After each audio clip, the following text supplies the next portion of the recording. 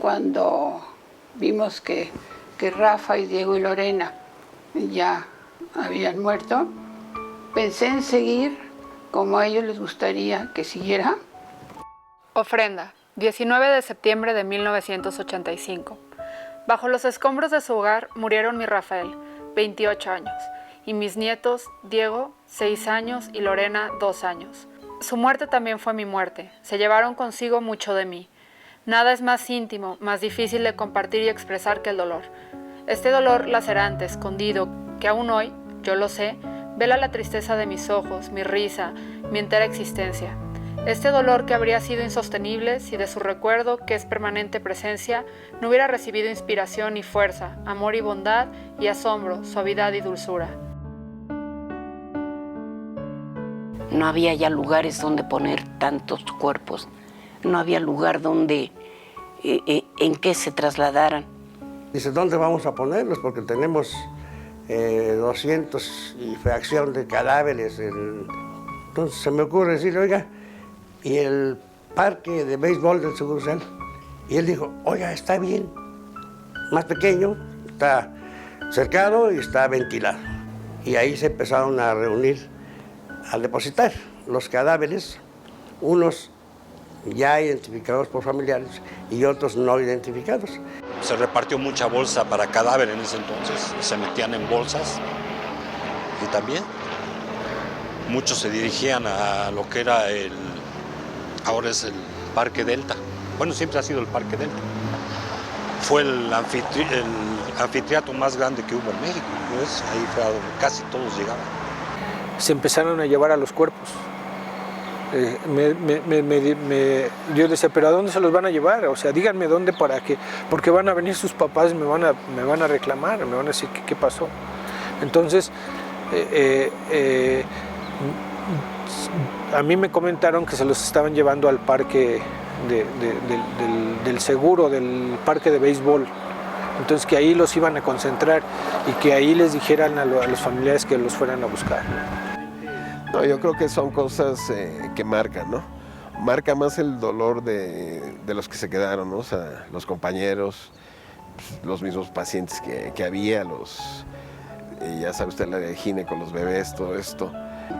Por desgracia, el sismo sobrepasó mucho más allá de tener lesionados, sino también hubo muchos decesos, demasiados, y pues se tenía que dar la información, fuera cual fuera. Lo importante era saber que el ciudadano tenía de conocimiento dónde encontrar a su familia. O sea, ¿cómo les explicas o cómo sanas su dolor a lo mejor si no encontraron a alguien, ¿no? Digo, porque a lo mejor nosotros pasamos un proceso muy largo y muy difícil, pero al final del día estamos vivos. Y puedo darme el lujo de decir, sí, tengo a mi mamá, a mi papá, a mi familia, ¿y quién no? Tu casa se cayó, ya no hay nada. Y no nada más tu casa, también la fábrica. Entonces, no hay nada. No. Entonces, yo empecé a preguntarle, oye, ¿y fulanito? Pues se murió. ¿Y fulanita se murió? O sea, mis vecinos, ¿no? Mis vecinos que, pues, tristemente, sí, casi todos se murieron ahí en el edificio. Era terrible, ¿no? Lo que había pasado con las costureras ahí en el centro, el Hotel Regis, unos chicos de la escuela de una CONALEP que estaba cerca de donde yo vivía, me contaron cosas terribles de lo que habían encontrado. Empezaron a sacar a alumnos. Desgraciadamente fueron alumnos muertos. El CONALEP fue algo... Ahí murieron como más de 300 jóvenes. Entonces, el saber que era una escuela que albergaba 500 alumnos, pero que gracias a Dios se pudieron salvar más de 150.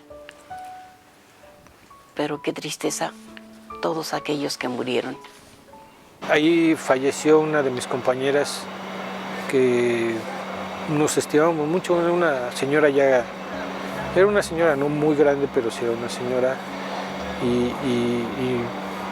y fue la que tenía ese control de los alumnos de aquel lado, en el cual también al parecer no los dejó salir y quedó ahí, falleció. Porque no hubo quien les abriera las puertas. Todo eso tenemos que aprenderlo. Al director de ese colegio, cuando empezó el temblor, les dijo, iban a salir, empezaron a correr y los regresó el director. Nadie va a salir. Se me sientan sentados, ya va a pasar. Y temblando aquello, cerró la puerta y no dejó salir a nadie. Y por eso quedaron atrapados todos los jóvenes. Desgraciadamente en ese momento lo que sacábamos eran cadáveres. No había gente que pudiéramos ayudar realmente, ¿no? El esfuerzo era frustrante, ¿no? Encontrábamos y sacábamos gente sin vida.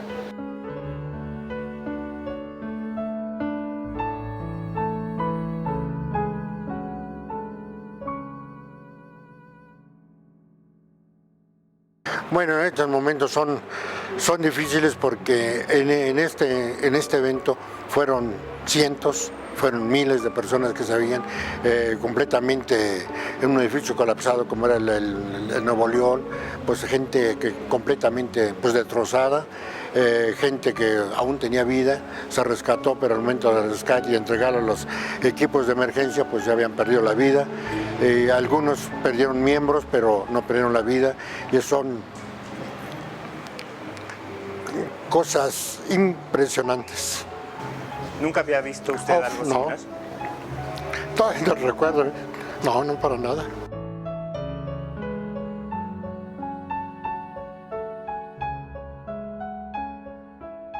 Habían un camellón ahí en Reforma y la gente empezó a trasladar la gente. Creían que fallecidos. No, era tal el estrés tan terrible que ponían los cuerpos sin darse cuenta que unos ya habían fallecido y otros iban vivos. Yo te digo que es algo que nunca voy a olvidar, que me da mucha tristeza hablar de esto porque para nosotros para todos fue una tragedia, pero para nosotros más, porque lo sentimos ahí con 103 personas de nuestros compañeros. No se supo realmente cuántos muertos. Para mí fueron muchísimo más de los que dicen, porque según sé las estadísticas, inclusive en el edificio, llegaron y preguntaron ahí cuántas personas murieron. Y decían, aquí murieron 40, ponle 20. Se llevaron muchos cadáveres, porque a lo mejor el gobierno, y como nos dijeron varias veces, tengan mucho cuidado, manejen cifras discretas, porque los ojos del mundo nos están viendo, ¿no? Así me dijeron. El jueves todavía no se instaló, fue el viernes, ¿sí? sábado en la noche. Ya el domingo ya no había nada de cadáveres. Yo conté aproximadamente en los que vimos, iban unos y entraban otros, unos 1.200 a 1.300. Oficialmente fueron 450.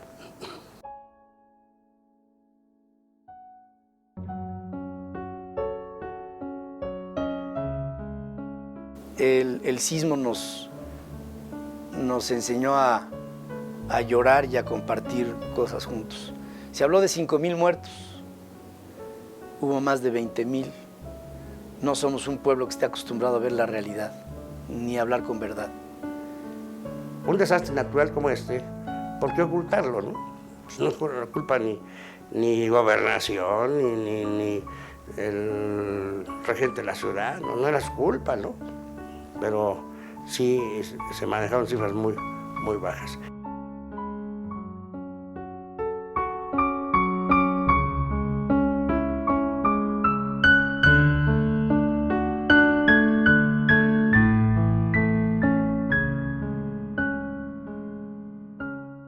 Una cosa que nos llamó muchísimo la atención fue la actitud del gobierno.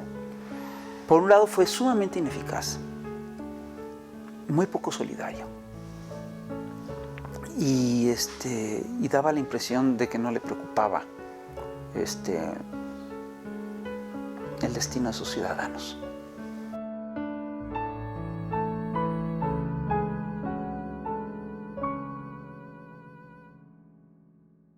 pero creo que nos dio la oportunidad de encontrarnos como sociedad, de encontrar que podíamos tener una organización más allá de, digamos, lo que sería la respuesta del Estado, que fue pues lenta, torpe, también de alguna manera estaban desconcertados, ¿no?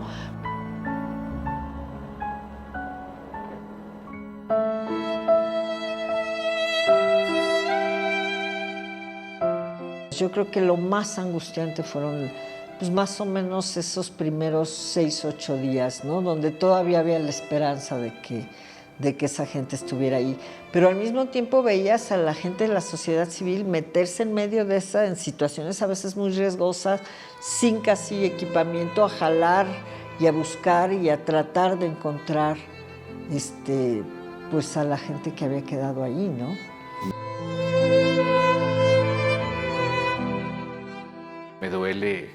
Me duele haber visto todo ese sufrimiento, pero bueno, también hay cosas importantes que uno observó ahí, como la conducta de la gente, la reacción de la sociedad, ¿no? De cómo responde ante el dolor, ante las circunstancias tan adversas de la naturaleza, cómo reacciona y cómo se organiza. Eso me da mucho gusto, porque habla muy bien de nuestra sociedad, ¿no? Antes de las 8 de la mañana había brigadas por toda la ciudad, repartidas para ayudar al prójimo y que salvaron cientos de vidas en ese momento sin esperar a que el gobierno coordinara esa ayuda.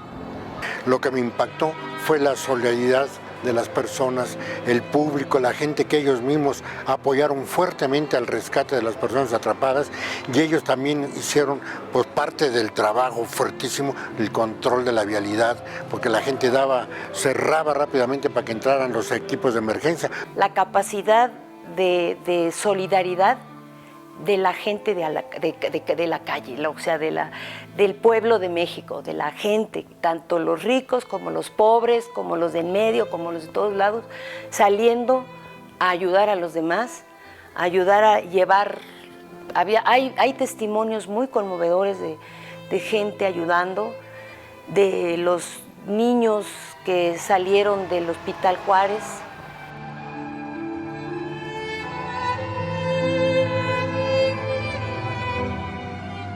Fue una reacción de los habitantes del Distrito Federal estupenda.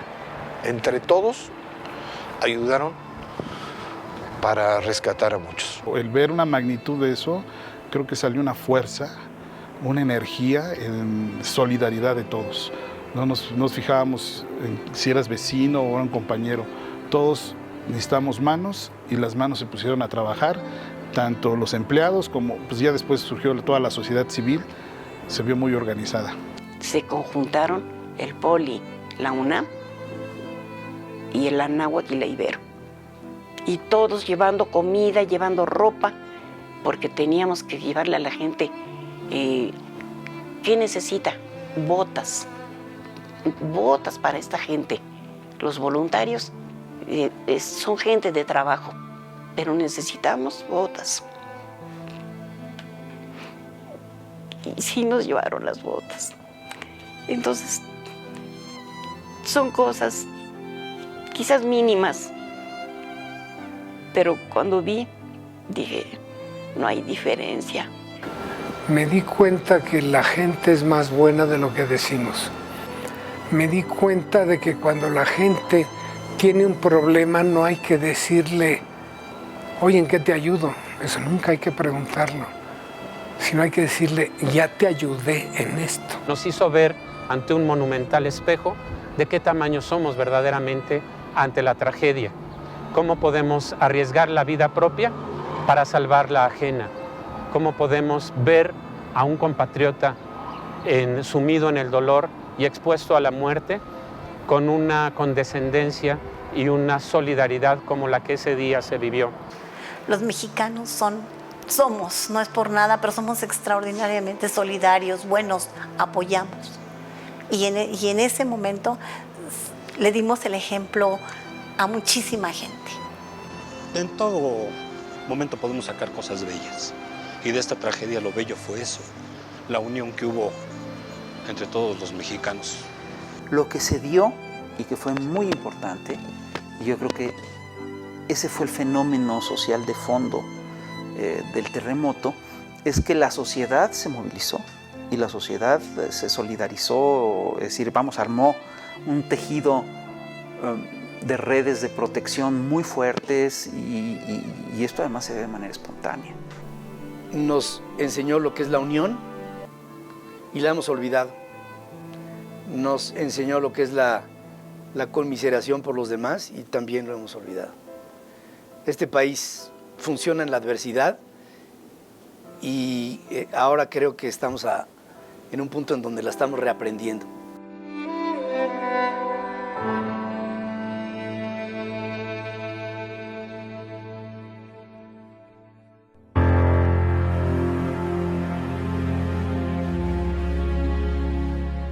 Repetimos, un edificio cerca del metro de San Antonio Abad, en la calle del mismo nombre, con esquina Manuel Nájera, Colonia Tránsito, que albergaba una fábrica de ropa, se desplomó. Hay sobrevivientes y urge una brigada de rescate. En algunas fábricas sí hubo muertas, otras el patrón vino, abrió, entró, dejó que entraran las trabajadoras y se sale y deja cerrar. Una de las fábricas que se cayeron, se murieron todas porque estaban encerradas, ¿no? Encerradas con llave y no pudieron salir. Entonces, no habían llegado todas porque era temprano, pero las que estaban se murieron porque estaba cerrado con llave. O sea, salió, cerró con llave y pues ahí se ve, ¿no? Ya nos fuimos enterando de lo que ocurría, lo que había ocurrido con las costureras. Hicimos varias caricaturas sobre las costureras, ¿no? Que el terremoto puso de relieve que estaban viviendo en unas condiciones, que estaban trabajando en unas condiciones horribles, que hubo un momento en el que les cerraron la puerta para que no se pudieran salir y ahí se murieron muchas mujeres, ¿no? Son cosas horribles. Es que como entramos a trabajar a las 7, ya estábamos trabajando. Cuando tembló, todas corrimos hacia atrás y logramos salvarnos como 53 y las demás quedaron en las escaleras porque les cerraron la puerta y ya no pudieron entrar. Por eso es que andamos en lucha para que nos hagan justicia, porque ahí están enterradas todavía muchas. Allí hay 2 que acaban de sacar. Era una relación de explotación muy fuerte, o sea, ellas es, mire, de lo perdido lo que aparezca, o sea, si yo ya tengo trabajo, pues no importa que la jornada sea extensiva, que solo me pague por las piezas que haga, que sea este trabajo de estajo, ¿no? Que todavía se da, ¿eh? El trabajo de estajo todavía se da. Pero nosotros regularmente trabajábamos 9 o 10 horas al día. Entonces, ¿por qué? Porque nos daban del estajo y tú sabes que querer ganar un peso más te tienes que quedar un tiempo más. La reflexión iba mucho como sobre dónde había estado la vida de esas mujeres, porque tú veías los edificios, veías los trozos de tela, de maquinaria, de fotos, de detalles personales de ellas, que muchas veces llevaban 23 años detrás de una máquina cosiendo y que eran mujeres que no estaban visibles. Está esperando a mi hija. ¿Y a quién más? Y a mi nieta.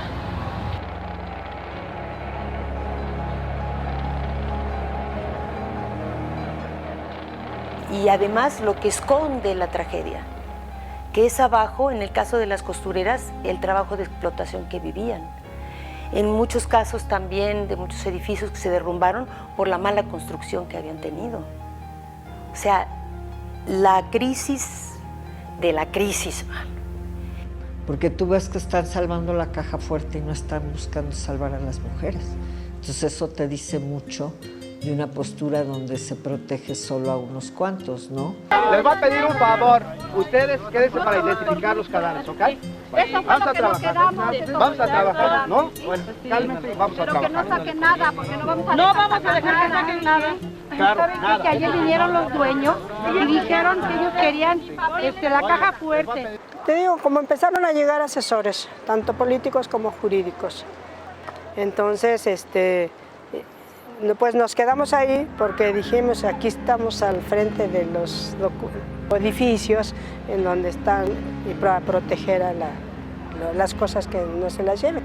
Vamos a brindarles, digamos, asesoría para que puedan ser indemnizadas, para que puedan ser recontratadas si el centro de trabajo está en otro lado, pero también el atraerlas al campamento de San Antonio Abad era muy importante porque también había mucha solidaridad ciudadana, ¿no? Entonces siempre había comida, siempre había desayuno, es decir, siempre había como condiciones para estar, ¿no? Ellas cierran la zona de Tlalpan y en San Antonio Abad se concentraban pues casi, yo creo que unas 400 fábricas.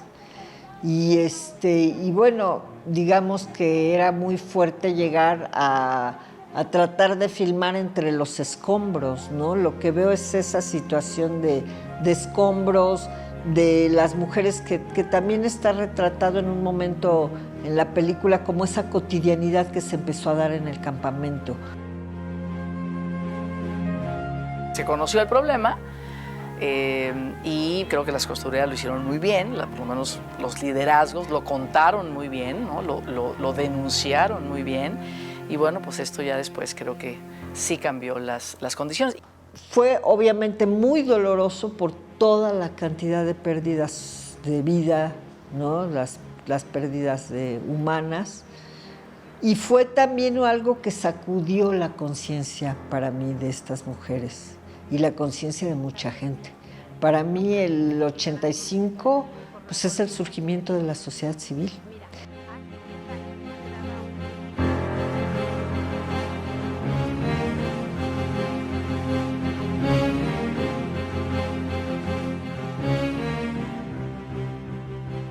Ahí en la noche, pues oscuras, pero ya no nos quisimos quedar porque las casas estaban cuarteadas, y ya nos quedamos en el patio.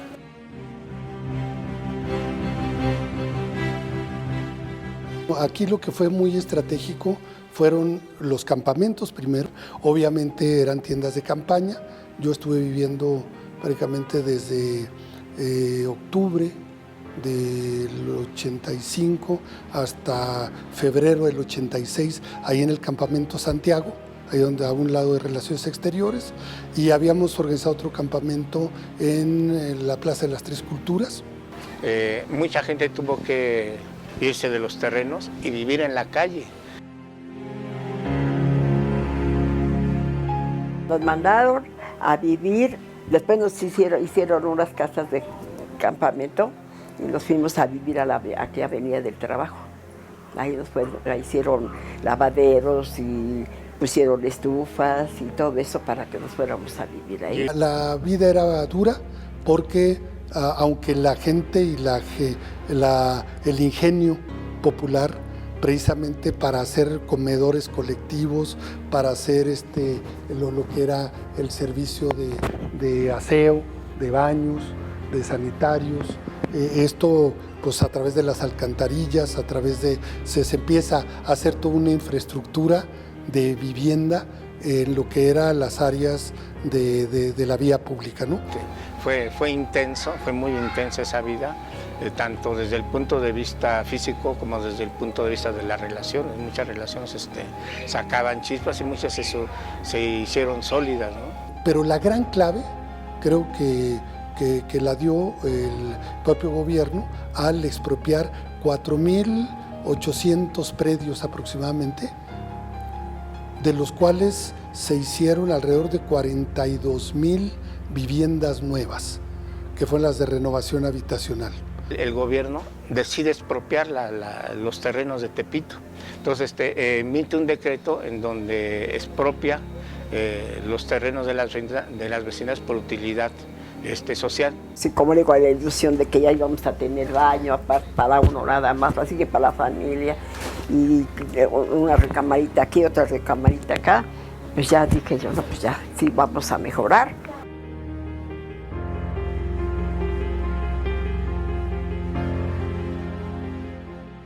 La gente entendió de que decir que era damnificado era una oportunidad para salir de la condición en la cual estaba.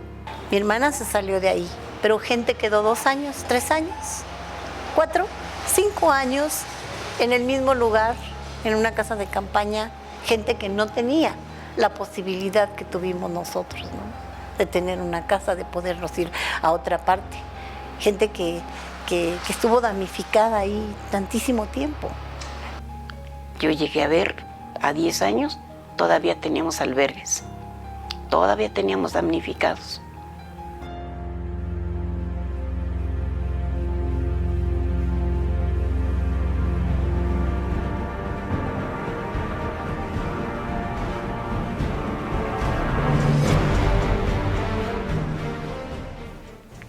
Yo creo que el sismo de 85 marcó a la ciudad hasta la fecha y mucho de lo que la ciudad es hoy en día solo se explica a partir del sismo, a partir del terremoto.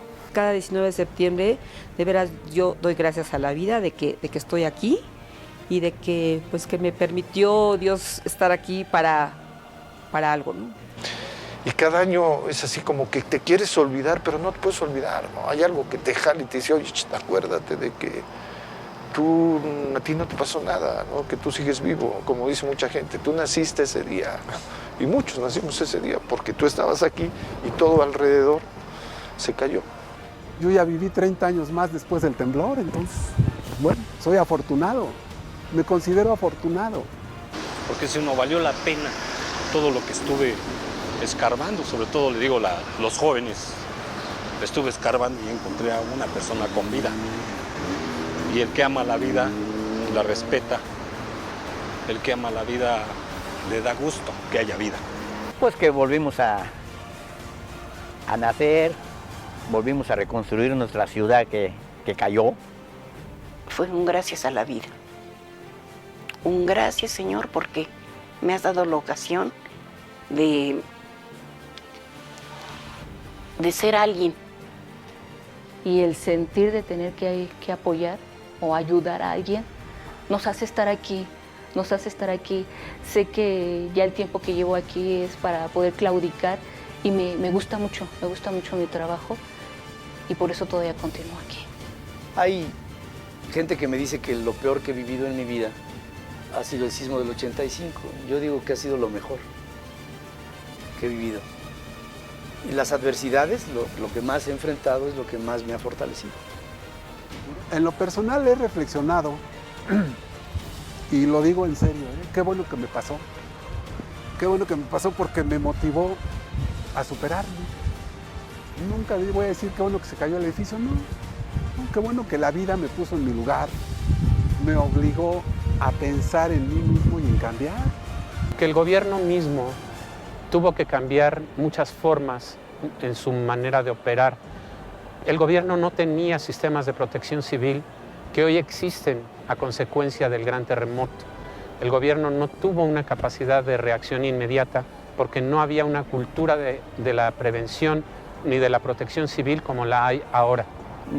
Vemos que ahora, por ejemplo, el gobierno de la Ciudad de México, el 19 de septiembre hace un magno simulacro en la ciudad y ve a Reforma cómo participan todos. Y eso a mí me da gusto, porque voy a tomar la foto a la hora de que están, ya no voy a ver los que se cae el edificio ni nada. Yo creo que sí hay una madurez, porque en los simulacros en los que yo he estado presente o sí he visto, la sociedad se organiza, pero en 2 minutos sacamos un simulacro y todo con seriedad, ¿eh? Todos los simulacros en los que yo he estado presentes no es juego.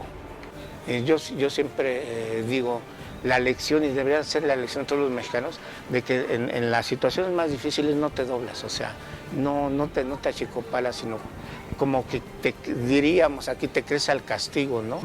Nos permitió ver el dolor que provocó en muchas personas, en muchas familias, este hecho.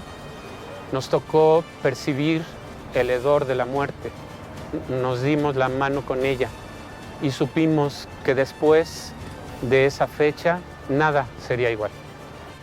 Todo fue como un sueño, todavía yo incluso lo recuerdo ahora, era como un sueño. Yo no creía que estaba pasando en realidad todo eso. Todavía creo que fue como una pesadilla. Y ese dolor del terremoto fue tan intenso que dura todavía, ¿no?